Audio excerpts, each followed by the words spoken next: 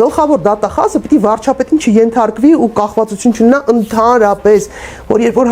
վարչապետը հանցագործություն անում, ձեռը բռնող լինի։ Դուք երկար տարիներ զբաղվել եք մարդու իրավունքների պաշտպանությամբ եւ հիմա քաղաքականություն, որովհետեւ մենք ստացանք իշխանություն, որը հակավ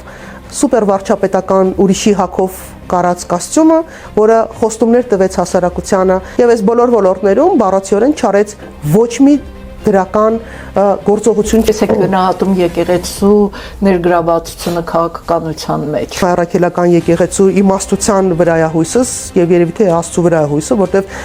Նիկոլ Փաշինյանի վրա էլ հույս դնել չկա որպես իշխանություն։ Հնարավոր է համարում համագործակցությունը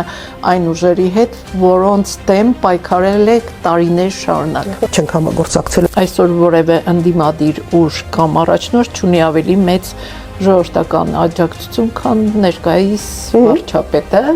այլընտրանքային ուժ, որպես այդպիսին թիմ, դեռևս չի տեսնում ժողովուրդը։ Դուք կկարողանաք այդ հատվածը զբաղեցնել։ Մենք առնվազն պետք է ունենանք մի քանի բլոկ առաջարկներ, ընդդիմության տեսակներ, որովհետև վտանգ կա, որ մեզ կարող են չգրանցել, օրինակ Նիկոլ Փաշինյանը ոնց հասկանում եք եվրոպական միջամտությամբ շատ կարևոր էր ընտրել տեխնացու, որը